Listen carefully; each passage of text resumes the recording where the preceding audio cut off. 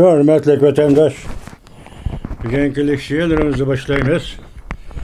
Leksiya dersi de Gazi Washington'dan sözdeyimiz. Bugünkü ıslahı 2023 yıl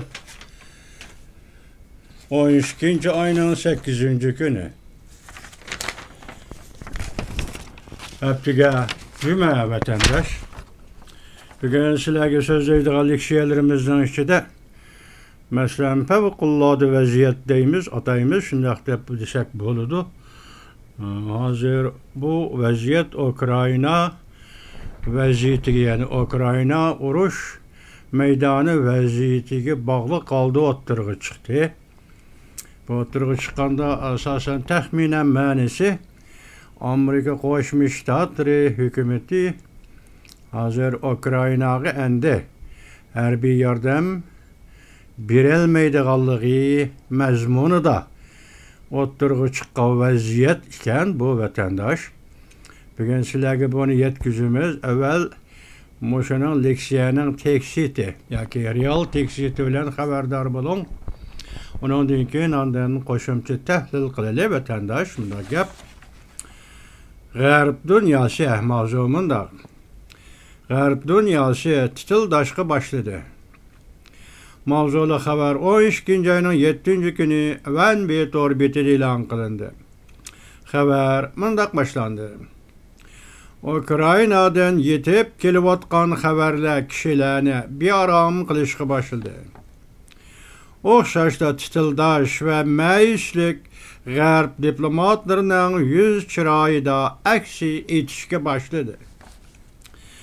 Navbatda Rossiya xo'shchiqini yo'shira olmadi. Rossiyaning aloqador matbuoti sun'iy hamra agentligi mundaq ko'rsatdi. Amerika bexatarlik komiteti strategik aloqa moslashtirish amaldori John Kirby mundaq ko'rsatdi. Agar Amerika davomli odatdan tashqari yordam berolmaydigan bo'lsa, Ukraynaning to'qinishda mag'lub bo'lish ehtimolligi yoki xatari intayin zo'r. Amerikaliklar qiyos qilyapti yoki shunday qilmoqchi bo'lyapti. Bu balki muxbirning so'zi bu jumla. Shubhasizki Moskva oxirgi bir xilning yuz berishini xohlaydi. Ya'ni Amerikaning Ukraynaga yordam bermasligini Rossiya xohlaydi. Lekin Rossiya yanala paketni hurmat qiladi. Ya'ni Ukrayna o'tgan yil 6 oydan boshlab qaytarma hujum qilib, tozi yaxshi unum yaratolmadi. Hamda hozirgacha Amerikaning Kiyevga bergan yordamlari aziyib qoldi. Hozirgacha Kiyevga bergan yordamlari aziyibmi qolmadi. Amerika amaldorlarining so'zlari bu nuqtani dalillab berdi. Amerika Davlat Mahkemesi bayonotchisi Miller 12. ayının 5. günü muxbirlarga mundaq ko'rsatdi. Bizning Ukraynani bexatarlik bo'yicha yordam bilan ta'minlash iqtidorimiz oxirgi chekka yetdi. Amerika Ukraynaning nati japolik qish kunlari yetib keladiganligini qiyos qilyapti. Yani bir o'qiyotimiz abzasni anglab yetan vatandaş. Amerika Qo'shma Shtatlari Davlat Mahkemesining bayonotchisi Miller mundaq ko'rsatdi. Bizning Ukraynani bexatarlik bo'yicha yordam bilan ta'minlash iqtidorimiz oxirgi chekka yetdi. Amerika Ukraynaning nati japolik qish kunlari yetib keladiganligini qiyos qilyapti. Bundan bir kun burun Aqsaray Boshqaruv va Xamchot ishxonasining mudiri Saren Yang Davlat Majlisi doiralariga xat yozib mundaq ko'rsatdi. Bu yil oxirigacha Amerikaning Ukraynani ta'minlaydigan harbiy qurol-yarog'lari va yordam mablag'i oxirgi chekka yetdi. Va Davlat Majlisiga yozgan xatida mundaq ko'rsatdi. Men sözümni ochiq aytay. Agar Amerika Davlat Majlisi harakat qo'llanmaydigan bo'lsa, yil oxiriga kelganda Ukrainaga saplab beradigan qurol-yarog' va aslahalarimiz tugaydi.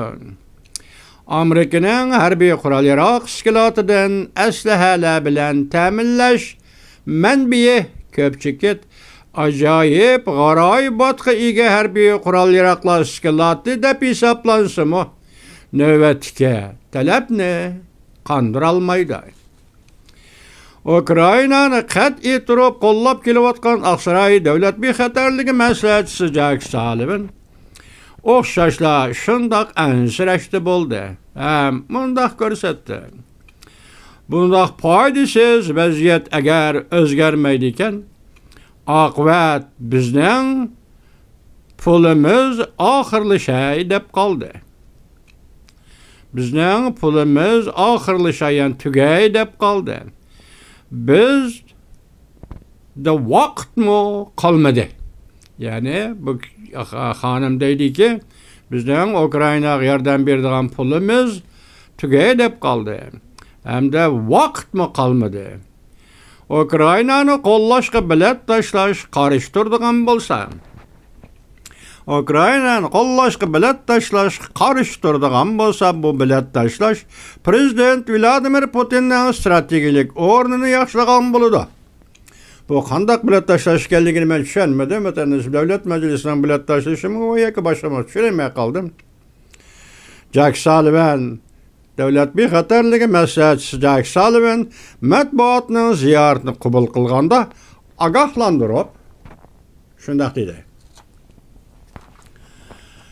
Bu vaziyatning favqulodda o'zgarishi deb ataladi. Masalan, Ukraina urush maydoniga munosabatlik favqulodda o'zgarish deb ataladi vatandosh. Demak, Amerika Qo'shma Shtatlarida Ukrainaga yordam beradigan pul yil oxirida oxirlashib qoldi, ya'ni tugab qoldi. Harbiy qurol-yarog' tashkilotimizda darhol elib chiqa oladigan bisat qolmadi degandek yoki oxirlashib qoldi degandek. Masalan, bu to'g'rida hozir Aqsarayning davlat bexatarligi maslahatchisi Jack Sullivan to'xtaldi. Bu to'g'rida ham Aqsaray favqulodda aloqa munosabatlarini yarashtirish amaldori John Kirby to'xtaldi. Bu to'g'rida ham Amerika Qo'shma Shtatlari davlat mahkamasi bayonotchisi Miller to'xtaldi. Shuningdan qaraganda Ukrainaga yordam berishning o'zi endi qiyin bir ahvolga kirib qoldi. Demakchi endi hozir Ukraina Rossiya tajovuz qilib besib olgan zaminlardan hozirgacha bir olqandak, ya'ni qaytirib oldik demedi. Buning sabablariga qarasangiz, endi bir sabab qilib ko'rsatgan sabab nima ekan desangiz, o'tgan yil 6-oydan boshlangan qaytarma hujum hozirgacha Ukraina urush maydonida hech qanday natija yaratmadi deganni misol qilib keltiribdi vatandoshim. Bu to'g'rida endi Ukraina prezidenti Zelenskiy va Ukraina harbiy taraf amaldorlari bir og'iz gap qilmabdi. Xabarda unda xabar yo'q. Endi mushundoq bir payt hozir dal mushu xabarlar o'tirg'i chiqayotganda Rossiya Federatsiyasining prezidenti Vladimir Putin hozir bir aeroplan ishkidan 4 yandığıcı, ya'ni qo'g'dig'icha aeroplan qo'shib o'tirishda Saudiya Arabiston Arab Birlashma Xalqligini ziyorat qilishga yetib keldi prezident Vladimir Putin. Bu yerda nima dedi, nima deyildi, atog'in xabarda yetib kelgan vaqtda sizlar bilan ko'rishimiz, yetkazamiz vatandosh.